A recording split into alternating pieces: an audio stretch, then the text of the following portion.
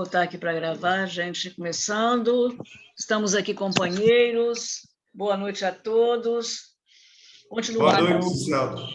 Boa noite. Boa Muito noite. bom sempre ver vocês. Hoje nós estamos começando um pouquinho mais tarde, porque nos entusiasmamos com a conversa pré-gravação aqui. Mas queremos lembrar que nós estamos estudando... Oi, querida!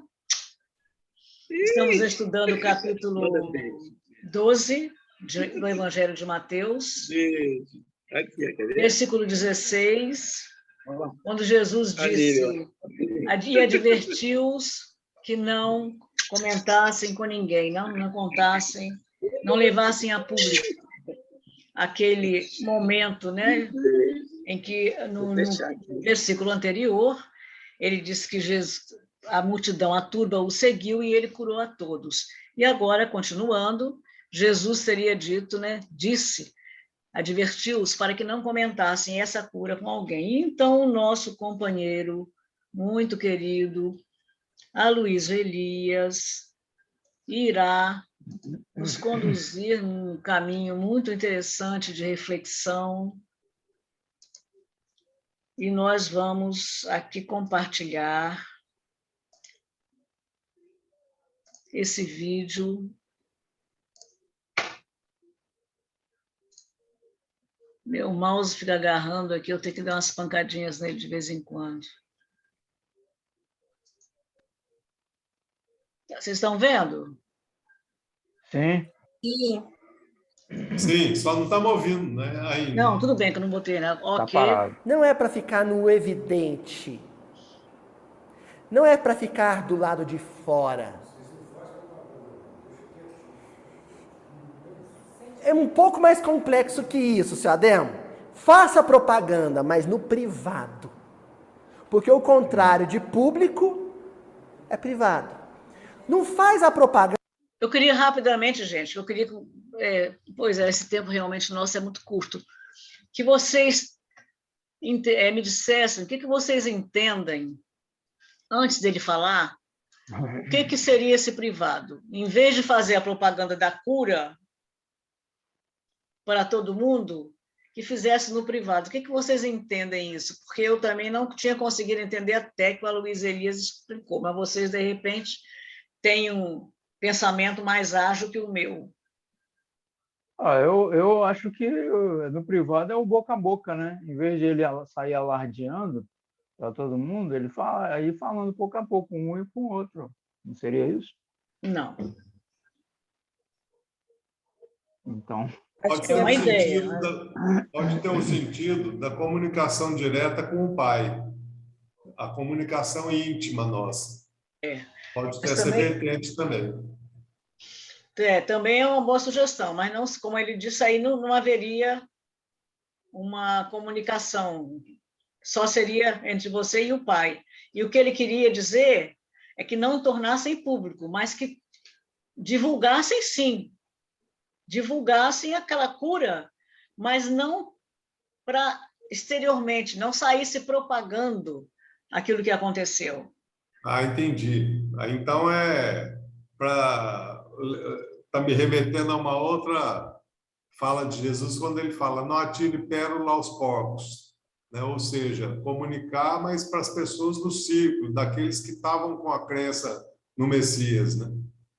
Quase isso, mas isso aí também faz parte. Vamos deixar ele falar, mas você está no caminho certíssimo, Chacu. Deixa eu deixar ele falar aqui para vocês. Propaganda do lado de fora. Faz a propaganda do lado de dentro. Bom, até aí está claro? O público ali é Jesus dizendo: não torne público. Não leve para a rua. Não leve para a praça. Mas ele não está dizendo que não deva propagar do lado de dentro. Do lado de dentro, onde? Que lugar é esse?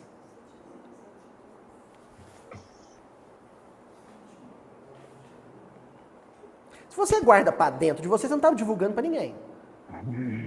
Jesus também. Sim, é para divulgar. mas não do lado de fora, e sim do lado de dentro.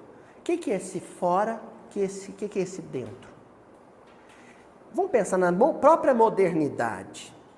Porque a modernidade nossa, né, século XV para cá, que inventou o público privado. Não sei se vocês sabem disso, mas na Idade Média o rei acabava de comer, arredava os pratos, deitava na mesa onde ele tinha comido e dormia ali. Quando ele queria fazer xixi, ele ia para debaixo da escada. No castelo medieval não tinha banheiro, não tinha quarto, não tinha chave para fechar a porta do quarto, não tinha. Não existia o privado, o particular, o reservado, não tinha. Isso é uma invenção moderna, uma invenção burguesa. São as famílias burguesas, né, os Médici lá na Itália, que contratam arquitetos para construir os seus palacetes, e nesses palacetes passa a ter banheiro com porta com trinca, quartinho com porta com trinca, guarda-roupa com fecha. Por quê? Porque a pessoa queria um espaço privado. Dessa forma, se associa vida familiar à vida privada. Privada. A artista da Globo lá processou o pessoal do canal humorístico. Por quê? Porque tiraram foto filmaram os filhos dela em ambiente familiar privado. Então a modernidade associa vida familiar à vida privada. E Jesus sabia que um dia o homem ia chegar a essa estrutura de vida. O que acontece dentro de casa e o que acontece fora de casa. O que acontece escondido na caixa de tijolo e o que acontece na calçada, na rua, no shopping.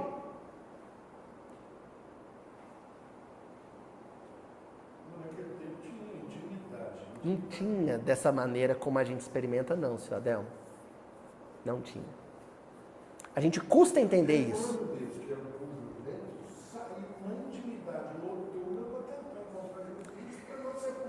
Não, mas aí é que nós estamos falando de uma intimidade familiar. Intimidade familiar.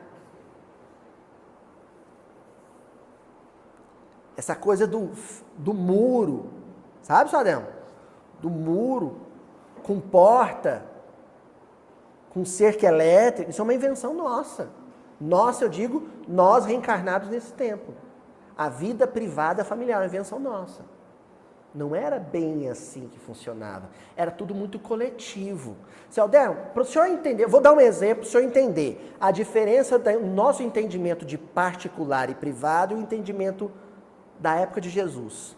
Quando Jesus, na Santa Ceia, fala assim, um de vós há de me trair, e os discípulos perguntam, quem? Ele fala, aquele que mete a mão comigo no mesmo prato.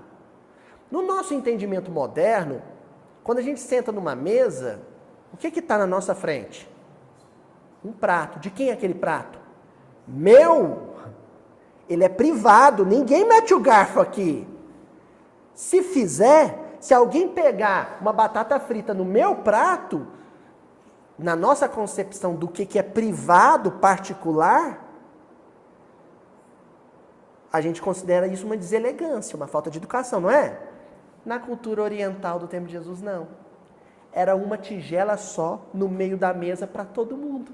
E todo mundo metia a mão no mesmo prato. É assim no Oriente Médio ainda. Hoje eu estava assistindo um documentário, um programa de viagem, e o casal que faz esse programa estava lá no Marrocos. E eles comentaram justamente isso, deram um prato para eles e eles iam tirando. Claro que ali eram só dois. E eles comentaram que isso era assim em família. E já assisti um outro programa.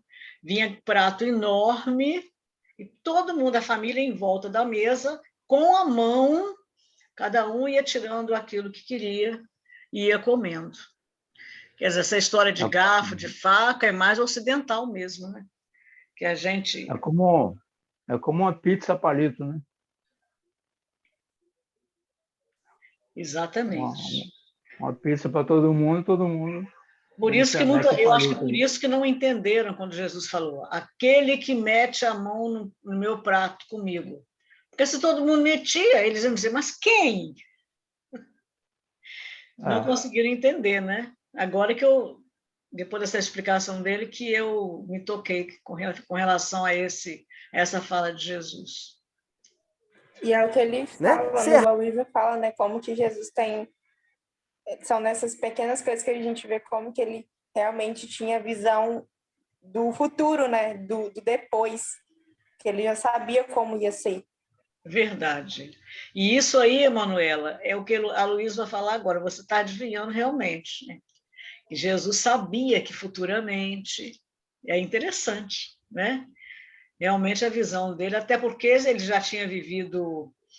Para ele chegar a Cristo, ele já passou por inúmeras, né, situações, inúmeras experiências, e provavelmente a criatura humana tem sempre, a gente imagina, né, o comportamento semelhante, né? Porque o egoísmo, o orgulho, as necessidades conduzem as pessoas a mais ou menos as mesmas atitudes, né? Os mesmos caminhos. E ele já sabia mesmo. Rasga o pão, né? O hubs, o pão pita, e você vai enfiar a mão, né? Porque aquilo é coletivo. Lavar roupa, seu Adelmo, era um chafariz, uma fontezinha, uma beira de rio, onde todo mundo ia para lá, as mulheres todas, lavar a roupa junto. Não tinha lavanderia da minha casa, não tinha. Mas isso no interior do Brasil também, né? Ainda é assim, acho que até hoje. A minha mãe conta que ela morava no Morro de Argolas e era um banheiro coletivo para tudo. Não é para a pessoa da casa, é para todo mundo da comunidade. Um ponto de água ali na frente para todo mundo também. Aí ela falou que hoje as filhas netas reclamam que vão lavar a louça. Falam, se vocês pegassem na minha época, eu queria ver. Hoje vocês têm água quente, tem água fria, tem tudo ao seu dispor, tem detergente, tem coisa. Naquela época, não. Era dureza. Então, máquina de lavar, né? Tem máquina de lavar. Lembro de Dona Noêmia contando que ela lavava a roupa lá no tanque lá atrás e ela ensaboava as pernas para poder evitar que os borrachudos atacassem. Ela passava algumas horas lavando roupa num tanque no interior, né? Acho que é lá em Santa Leopoldina, e ela ficava ali no tempo e quando começava o sol a subir, a mosquitada, né, atacava, né, os borrachudos, como nós conhecemos aqui no Espírito Santo. Nem sei se em outros lugares tem esse nome. E ela, então, ensaboava a perna todinha, porque disse que isso mantinha eles afastados. Era o repelente da época, né? Por que eu estou enfatizando isso? Porque quando Jesus fala, não se mostra em público, ele está estabelecendo uma sequência, uma ordem, uma dinâmica que deve ser obedecida quando o assunto for divulgação do Evangelho. E nós não entendemos isso. O Espiritismo, o movimento espírita, não entendeu isso. Não entendeu que Evangelho se divulga assim. Primeiro no privado, primeiro no particular, primeiro em família, primeiro com a mulher, primeiro com o marido, primeiro com os filhos, primeiro no café da manhã. Depois no público. Eram recém-convertidos, recém-transformados discípulos. Tinham que receber a primeira letra, o beabá do Evangelho. E no beabá Jesus já fala, olha, vocês estão começando agora, eles já estão adiantados na turma. Para vocês que estão começando agora, comecem pelo começo. Vocês se lembram, né, que essa cura, ele falou isso na reunião passada, no nosso estudo passado, que essa cura significava a mudança daquele grupo de pessoas que o seguiu, aquela turma, passando a segui-lo, deixando do dia a dia, das coisas da vida deles e passando a seguir Jesus e os ensinamentos. Por isso que era cura, ou seja, conversão da turba. Vocês lembram disso? Só para poder a gente recordar, entender o que a Luísa está falando sobre essa cura, essa conversão. O que é começar pelo começo quando o assunto é evangelho? Toda essa transformação que vocês demonstram ter alçado, toda essa cura que vocês querem agora mostrar, primeiro, mostrem, demonstrem, evidenciem isso no particular, no privado. Não comecem pelo público, porque o público é viciante. Quem começa pelo público não sai dele mais. Não consegue fazer o caminho inverso. Vai conseguir, mas vai sofrer demais. Vai ter que padecer muito nos testemunhos para entender. Quando você faz no público, você tem uma coisa chamada auditório, plateia. Porque quando você fizer no público, sabe quem é que vai estar te assistindo? A multidão. E a gente já disse qual é a característica da multidão. A multidão só sabe fazer uma coisa.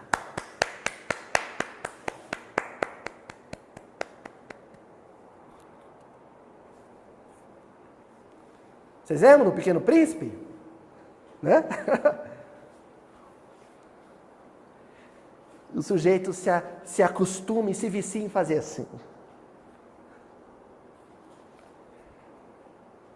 Muito obrigado, muito obrigado.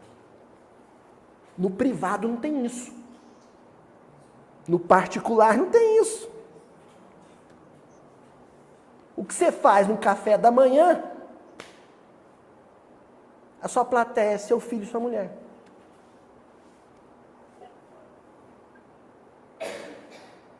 É ali que começa a divulgação do Evangelho. É no privado, é em particular. Eu não sei se vocês ouviram comentários de que durante a pandemia diminuiu muito o número de divórcios. É mesmo? Eu achei que tinha aumentado, não foi não? Mas ele disse que não, foi feita uma pesquisa. Eu acho que no começo aumentou, Giselda. Agora não, começou bom, disseram, melhorar. né? Inicialmente, as pessoas disseram que tinha havido muita briga, muita separação, mas agora fizeram uma pesquisa e chegaram à conclusão de que diminuiu o número de divórcios. Eu vi isso mesmo, agora começou a diminuir. Interessante, né? É que as pessoas passam a convivência, a transformar essa convivência, né, em carinho, em paciência, em tolerância. Não é fácil. Mas é quem conseguiu transformar, transformou, né, Gisele? Isso, com certeza. Quem não conseguiu... Agora, né? Quem conseguiu permanecer buscando novos caminhos... Né? É verdade. Exatamente, porque também, infelizmente, acontece de muito... como é que se diz? Muita violência também está acontecendo também. Feminicídios também. A situação é que o mundo de transição, né, paralelamente, as sombras estão atuando. Então, se a pessoa não tiver muita serenidade, muita base, boa vontade, disposição, como ele falou aqui, vai na turba.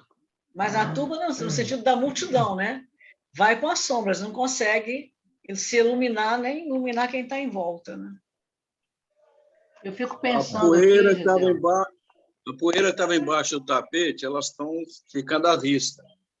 Então, muita gente vão passar tranquilamente, outras vão se atormentar, mas está sendo uma limpeza muito, muito importante. Pode falar, neguinha. Eu fico pensando aqui que vivenciar o evangelho no privado, você não tem plateia, você não tem aplauso, você vai ter a família. E ali você está mais suscetível a pessoa dizer, você fala, mas não faz. Isso. No público, não. Você pode falar o que você não faz. Porque ninguém te conhece. É o que ele estava falando daqui a pouco. Ninguém te conhece. Então, o que você fala, as pessoas acreditam. E é aplaudido. E ainda é aplaudido. Exatamente. É interessante, né? Isso é viciante, né? Exatamente. É interessantíssimo essa reflexão. Eu mesmo, volta e meia, ouço uma frase assim, espírita. É porque, Chico, agora que nós estamos parando para pensar nisso. A gente antes agia como todo mundo, ainda agimos, não quer dizer que a gente melhorou assim de um dia para o outro, mas agora a gente ainda para pensar, poxa, eu não posso fazer assim, eu tenho que fazer assado.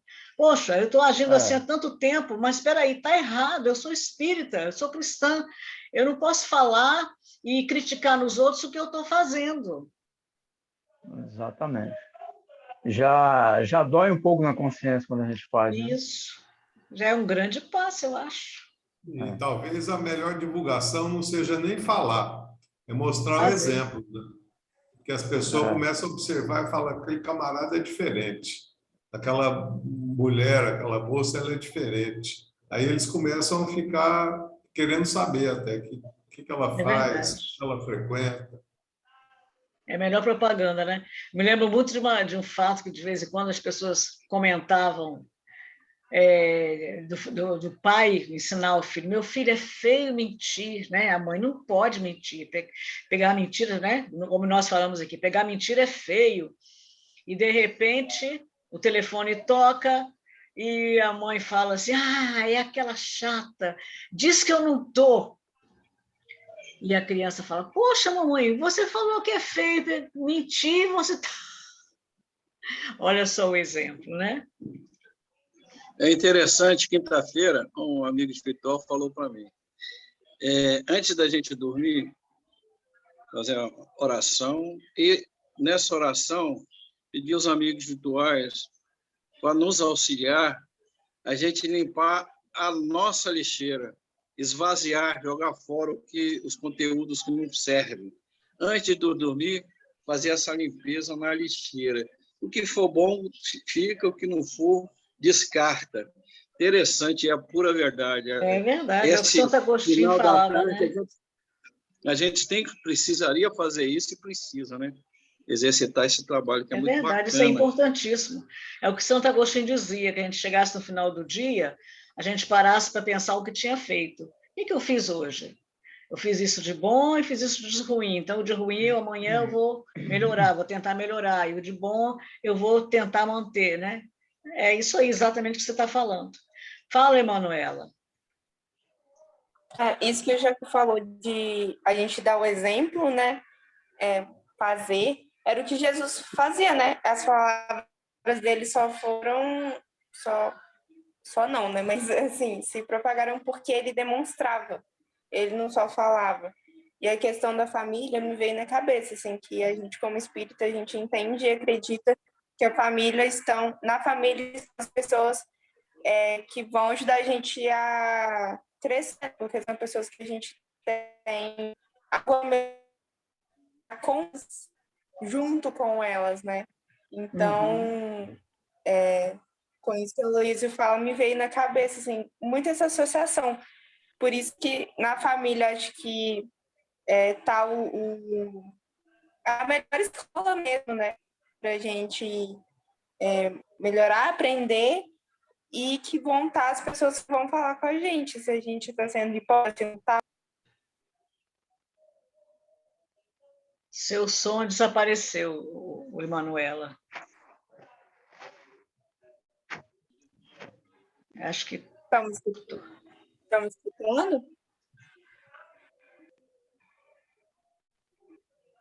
Estamos escutando? Agora sim, você falou, estamos escutando, agora a gente ouviu.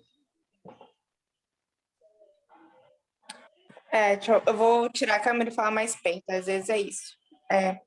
Que eu falei que a questão da família me lembra muito a questão que a gente fala e entende como espírita, que a família estão as pessoas, os espíritos que a gente tem algo para melhorar com e junto com essas pessoas, né? Com certeza. E aí, quando a Luísa traz essa questão, me veio essa ideia que dentro da família realmente é a melhor escola e que a gente vão estar essas pessoas que vão dizer para a gente se a gente está sendo hipócrita, se não está, se a gente realmente está melhorando ou não. Pensando nessa questão, né, que a família é a melhor escola, porque estão ali, muitas vezes, espíritos e pessoas que foram, às vezes, até inimigos nossos antes, né? Perfeito, é isso mesmo. E a família também, muitas vezes, em substituição, pode ser pessoas com as quais a gente convive, né, também, né? Isso aí está extensível a quem a gente convive todo dia. Muitas vezes até pessoas que estão no nosso trabalho, na escola, porque a gente está todo dia convivendo com aquelas pessoas e elas estão nos observando e estão percebendo como a gente é. Então, isso aí é uma forma também da gente exemplificar, né? Lembrando que todos são instrumentos da nossa evolução, principalmente a nossa família. Muito bem, isso mesmo. É na vida familiar. E você tem que ficar nesse privado muito tempo.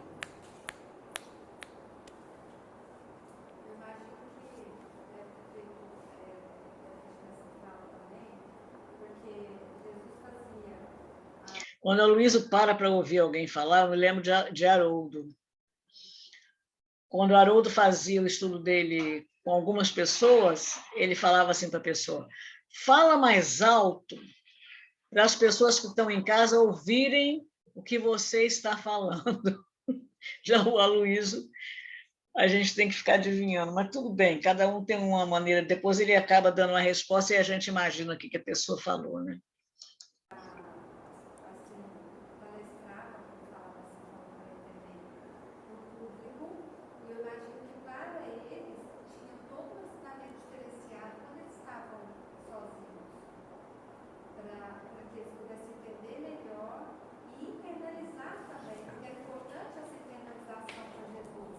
Foi bom você mencionar a vida de Jesus em si, porque a vida de Jesus é uma ode a essa dinâmica que nós estamos mencionando. Querem ver?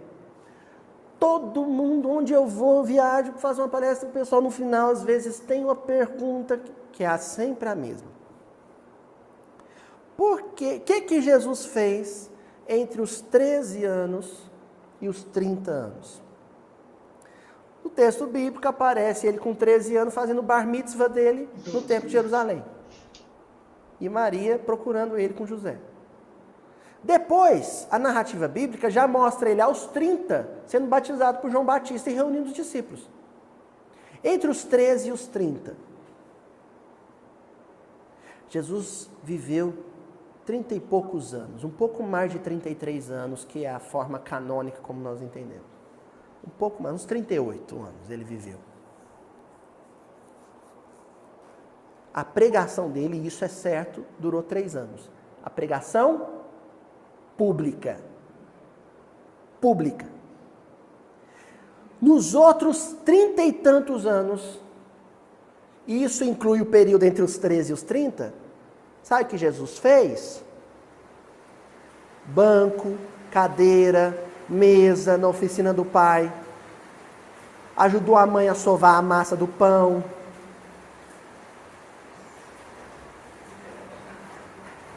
Foi na festa de casamento acompanhando a mãe.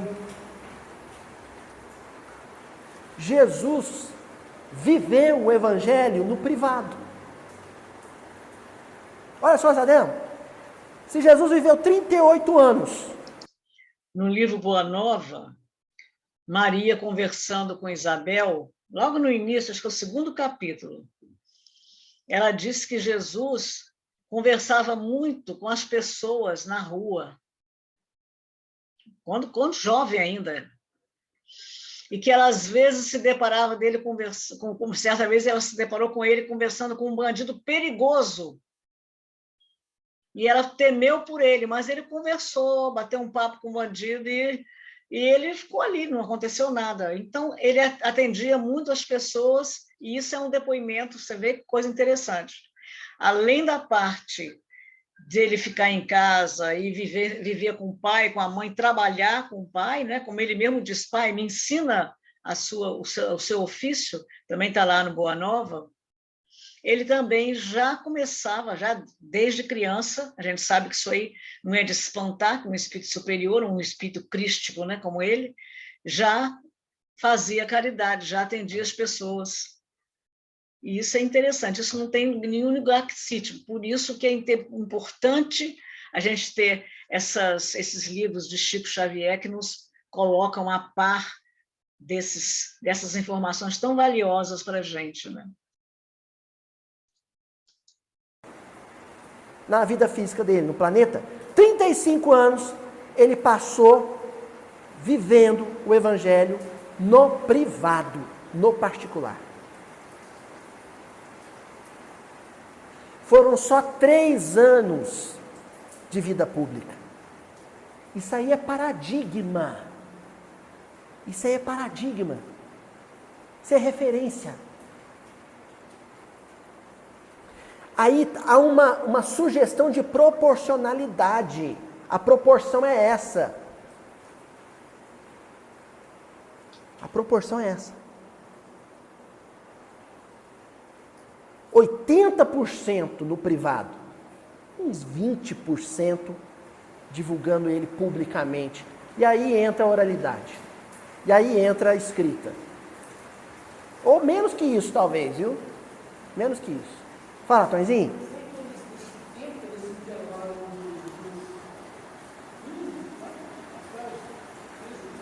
É, por aí. Estudando. Jesus estava vivendo. O que você faz de manhã, depois que a Maria te acorda? Que ela te chacoalha e fala, vai trabalhar, homem. O que você vai fazer? Qual a sua profissão? Você é carpinteiro. Jesus também. Tudo que você faz no seu dia, Tonzinho, é o que Jesus fazia. Pegar o prego, pegar o martelo, pregar uma viga, montar um telhado, descer do telhado, montar uma cadeira, um banco. É o que Jesus fazia. Isso que você faz todo dia, Tonzinho, essa carpintaria que você faz todo dia, isso é evangelho. Destacando que não importa que seja ao nível profissional, mas se você faz com amor, com dedicação, não é, Yolanda? Você está praticando o evangelho.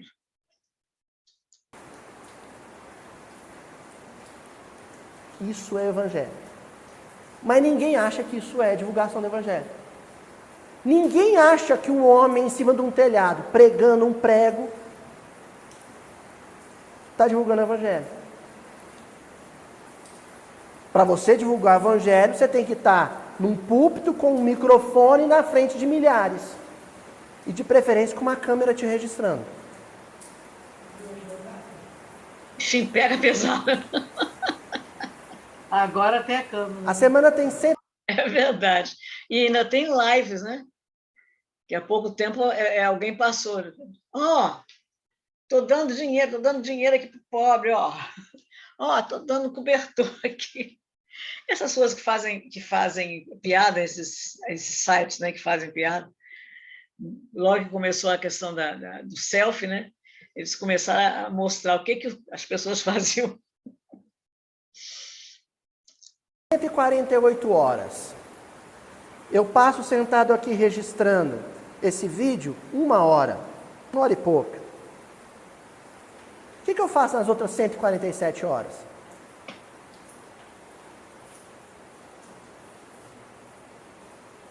Eu vivo.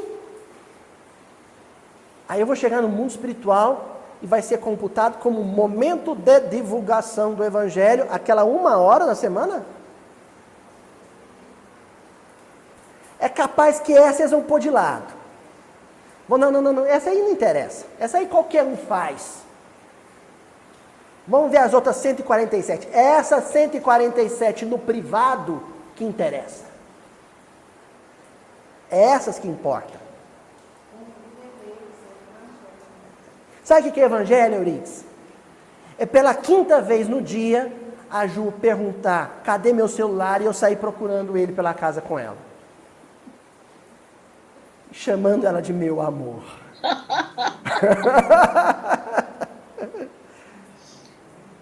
Que declaração, Isso é hein? Que evangelho. ajuda aí gravando, né? Isso é divulgar o evangelho.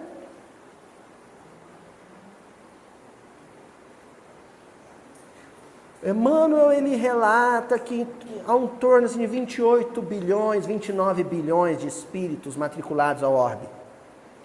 A ONU divulgou ultimamente que é uns 7 bilhões de encarnados. Fica fácil entender a máxima de Paulo de Tarso, somos rodeados por nuvens de testemunhas, né? Tem um auditório te vendo o tempo inteiro, lendo seus pensamentos. Mas a gente não vive. Quem vive em espírito considera isso. Quem pratica um profissionalismo religioso, bater ponto naquela reunião e acha que viver o evangelho é aquilo, aquele momento no congresso, no encontro, na palestra, desconsidera a multidão que te assiste o resto do tempo. Essa na Jesus está canela, chamando esse pessoal e dizendo, olha... Como, Yolanda? Essa aí é na canela, hein? É, ele é fogo, né? Bichinho, não deixa escapar nada. Comecem a divulgar o evangelho agora. Ah, mas Senhor, eu estava indo para a padaria comprar um pão ali e ir para casa para comer com meus primos. É isso, começa agora. Faz isso.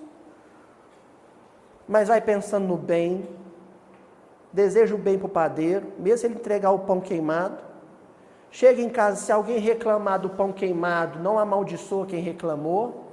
E se ninguém quiser comer o pão queimado, você come para não desperdiçar o trabalho dos outros. E come abençoando. Pronto, começa agora a fazer isso. Raspa um pouquinho o carvãozinho, né, Tonzinho? Aí, Tonzinho, passa manteiga e come feliz. Isso é divulgar o evangelho. Mas isso aí não é divulgar o evangelho, não. Comer pouco e não oferecer para a gente.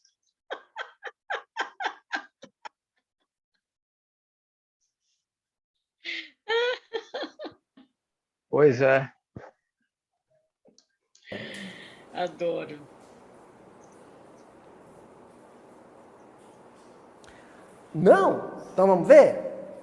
No livro Renúncia, quem foi Alcione Villamil? Vamos fazer o seguinte? Ele faz uma reflexão interessante agora sobre essas personagens do livro, que não eram, que ninguém saberia se não fosse Emmanuel, ninguém iria sequer imaginar que elas existiram. Não, Tatiana. Vamos passar o release da Alcione Villamil? O release é tipo um resumozinho, uma biografia, mini biografia. Filha única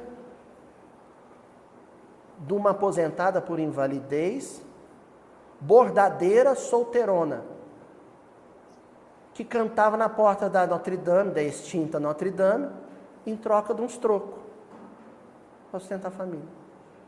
Quem foi essa mulher? Se o Chico não tivesse psicografado a obra Renúncia, vocês já encontraram o nome Alcione Villamil em algum livro de história? Tem filme da Alcione Villamil? Foi uma mulher do povo. Fazia bordado, cantava para completar, ganhava couvert para completar a renda. Cuidava do irmão deficiente físico, da mãe deficiente física. Não casou, não teve filho. Mulher simples do povo. Tudo que essa mulher fez pelo Evangelho, ela fez no privado, no particular. Gisela, Por isso aí eu lembrei, então, uma entrevista lá que o Allan Kardec fez com o espírito de Júpiter, né? Então, ele pergunta se tinha muita gente da Terra lá, ele fala que tinha. mas muitos passaram por aqui sem expressão, no anonimato. Então, tem muitos corações no anonimato fazendo um trabalho maravilhoso, que a gente não sabe, não é divulgado, mas são espíritos que conseguem se redimir, né? É verdade. É verdade, é isso mesmo. E outra coisa, se o Emmanuel não tivesse, que ele vai comentar também, reencarnado nesta época e convivido com Alcione, ele era o padre Damiano, lembra? O padre que ajudou a família. Essa história de Alcione não seria conhecida. Mas como ele era o guia de Chico Xavier, e ele estava presente e vivenciou toda a história, nos deu esse presente de conhecer um espírito de luz numa encarnação absolutamente, como diz ele... De renúncia. De renúncia, exatamente. Absolutamente escondida, absolutamente desconhecida. Interessantíssimo, né, gente? Quantos não houve por aí e há ainda, né? Isso que o Emmanuel escreveu um livro sobre ela. Ou tem algum romance sobre o Tomás de Aquino?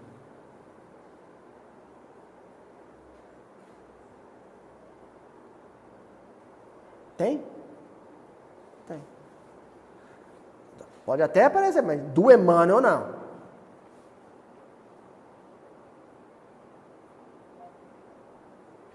Dos 5 livros, das 5 obras romanceadas da literatura de Emmanuel, só uma menciona um homem público, que é Paulo Estevam. Os outros 4 livros são sobre pessoas anônimas que viveram o evangelho no privado, dentro de 4 paredes. Realmente, a única pessoa conhecida desses romances, Paulo de Tarso. Não é? Públios Lentos, nunca ninguém ouviu falar. Os outros, né, Irmão Corvino, lá de Ave Cristo, Coito Varro, Célia, que era outro espírito que, aliás, a Alcione é a reencarnação da Célia Lúcius, 50 anos depois, e outros personagens, ninguém sabe, a humanidade desconhece esses espíritos. Lívia Lentulus, Quinto Varro, Célia Lúcius e Alcione Villamil. O Emmanuel está dizendo alguma coisa aí, né, gente? Que nós não entendemos. Ele lança 5 romances, dos 5 romances, ele menciona 4 pessoas que nunca subiram num palanque, nunca tiveram um microfone na mão, que nunca apareceram numa câmera, que o que fizeram dentro de 4 paredes. E o Públio Lentulus, que era senador romano, uma figura de destaque da época, passou. A gente conhece por causa de Emmanuel, mas ninguém na história não tem registro dele. Não, tem aquela carta. Tem aquela carta, sim, mas eu digo assim, na história mesmo, nos livros de história, na história não tem registro de nada, né? Não tem. E ele é uma figura de destaque. Um expoente.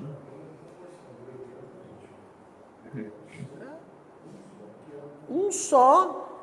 Só que até esse nós vamos mencionar que até destravarem aqui, né, os espíritos digitar a senha na gargantinha dele, ele começar a soltar a voz, deixaram ele de molho no privado muito tempo, não foi, Jana? Ó, não sei que macumba lá os benfeitores fizeram, que ó, travaram a garganta, né? Uma feitiçaria do Valdemar lá, do Valdemar não, do Dumbledore, que é do bem. Fizeram um pirlim-pim-pim lá na garganta do Paulo, que ele ficou anos sem conseguir falar em público.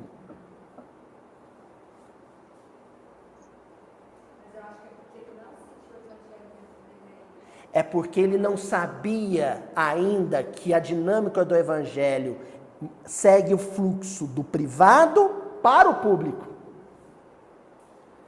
Jesus precisou ensinar isso para ele. Ele precisou viver na casa de uma lavadeira que alugava um cômodo para a igreja de Damasco. Depois ele foi viver no cotidiano doméstico de Áquila e Prisca. Depois ele foi para Jerusalém e foi viver no cotidiano doméstico da casa do caminho. Depois ele vai para a casa do pai, o pai não aceita ele, ele vai ter uma vida solitária de anônimo tecelão em Tarso. Depois, Barnabé busca ele vai para Antioquia, e em Antioquia ele vai ter uma vida como um solitário anônimo tecelão em Antioquia. Que nas reuniões públicas da igreja de Antioquia ele sentava no último banco. Chegava mais cedo para ficar batendo papo com os novatos, para ser anfitrião. Barnabé tentou dar a palavra, a oportunidade dele pregar em público, foi um desastre, um vexame. Barnabé ficou constrangido. A mensagem está dita. É do privado para o público. O movimento é esse.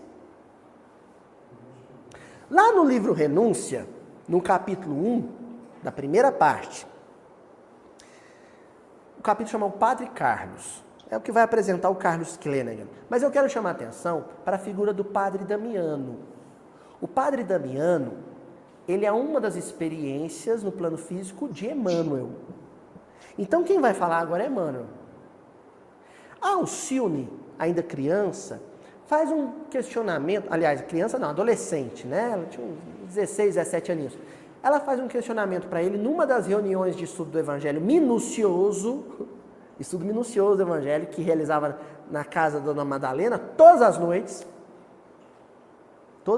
ele estudava o Evangelho dessa maneira. Ela faz uma pergunta para o Padre Damiano, ela pergunta, Padre, o que você tem a me dizer sobre a vida de um sacerdócio? Lembrando que, né, sem querer dar spoiler, mas Alcione termina a vida na vida religiosa, né? Como religiosa. O padre fala, olha, é a circunstância, às vezes a circunstância da vida te convida, você sente o chamado, mas ele faz questão de destacar uma coisa para Alcione. Ele diz assim, ora, a meu ver, o lar é o primeiro dos estabelecimentos religiosos aqui na Terra. Essa frase aqui da reunião, Sadel. Emmanuel, encarnado como Padre Damiano está dizendo, a meu ver, mesmo sendo padre, mesmo tendo me entregado à vida religiosa, estudado para isso, responsável por uma paróquia, a meu ver, isso em Ávila, o lar é o primeiro ambiente de experiência religiosa. Ele está falando numa perspectiva sequencial. Vida religiosa é coisa a ser vivida primeiramente no lar. E quando ele diz primeiramente, ele está dizendo primordialmente, preferencialmente. No lar, em casa.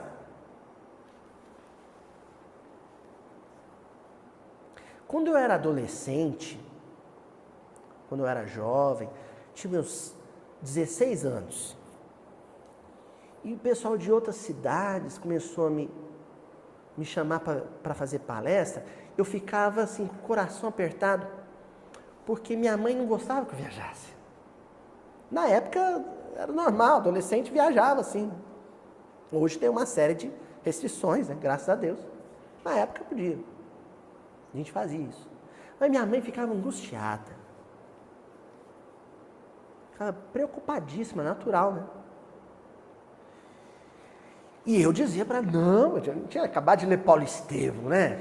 Não, porque eu não quero fazer que nem o João Marcos, eu não quero falhar. Eu sentia culpa se às vezes minha mãe ficava contrafeita e eu tinha que dizer não, se alguém me chamava para fazer uma palestra. Mãe, fulano de tal, quer que eu faça uma palestra no aniversário do centro dele. Ô, meu filho, mas esse dia eu estava combinando da gente Sair, eu, você, sua irmã, seu pai. Aí, às vezes, eu atendi o convite familiar, mas ficava culpado. Culpado. Ficava mal. Ficava com medo de ter pesadelo.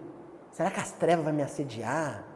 Será que eu vou ficar desequilibrado, um jovem desequilibrado, porque eu não atendi aquele convite? Essa culpa, ela foi, sabe, introjetada por uma cultura que não tem nada a ver com a espiritualidade superior, que se disseminou no movimento espírita.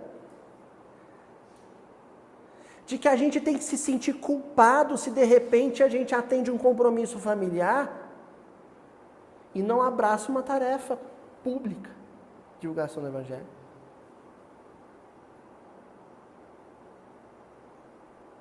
Ninguém deve se sentir culpado por isso, gente. E tem uma moçada aí que os adultos ficam fazendo pressão. Se é para atender um compromisso familiar, e isso muito em função de uma interpretação literal e desastrosa do quem não abandonar pai e mãe, por mim não é digno de mim. Uma interpretação desastrosa. Desastrosa. É preferível que o jovem espírita experimente bastante a vida familiar. Que ele vá na reunião de mocidade, mas que ele depois curta a experiência com os pais, a companhia dos pais, a companhia dos seus irmãos, a visita aos seus avós, aos seus tios, a vida familiar. Sabe por quê? Se ele tiver uma boa experiência no privado daquilo que ele aprendeu na reunião de juventude espírita, com certeza a experiência dele no público vai ser autêntica, vai ser verdadeira. Com certeza. Gente, nós vamos parar por aqui, porque o nosso horário já está. Daqui para frente ele vai simplesmente só refazer, repisar, dar outros exemplos, que para comprovar, para ilustrar essa questão do privado e do público. E a gente para pensar que Madre Teresa de Calcutá, Irmã Dulce, né, o próprio Papa, todas essas figuras públicas que hoje eles antes exemplificaram, né? Irmã Dulce e Madre Teresa já partiram para a pátria verdadeira, mas outras pessoas que chegaram a divulgar o Evangelho já tinham experiência, porque você vê que nenhuma delas era iniciante. Todas eram espíritos já amadurecidos, espíritos conscientes da sua posição, do seu trabalho, da sua tarefa junto a Jesus, sua tarefa no Evangelho, de praticar a caridade, não apenas de falar, mas principalmente de divulgar na prática, como Madre Teresa, como Irmã Dulce, como o próprio Papa, que tem outras funções, mas que tem também contribuído muito para começar essa reformulação, né, da Igreja Romana, sem querer diminuir, mas tudo é uma consequência, né, de erros lá de trás. Então, a gente vai ficando por aqui, vou agradecer muito a presença de vocês, e sábado que vem a gente vai começar uma parte em que Jesus refere-se a Isaías. Para ilustrar esse pensamento dele, ele volta lá no Antigo Testamento e vai refletir em cima de passagens do profeta Isaías. A gente, então, sábado que vem, vou ver se eu trago alguma coisa antes para a gente estudar melhor, antes da participação. Muito obrigada a todos. Bom domingo. Muita Nós paz. que agradecemos, Giselda. Não esqueçam de... Fala. Gratidão. Não esqueçam... Nós que agradecemos. Agradecemos a todos, né, gente? Todos nós. Não esqueçam de orar para continuar mantendo, né, o pensamento positivo para a Rússia, para a Ucrânia, para que seja o que Jesus está planejando, né? A gente não pode ficar...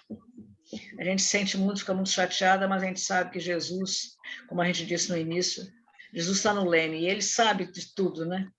Nós é que não temos condições de saber o que está no planejamento espiritual, né? Daqueles dois povos. Beijo para vocês.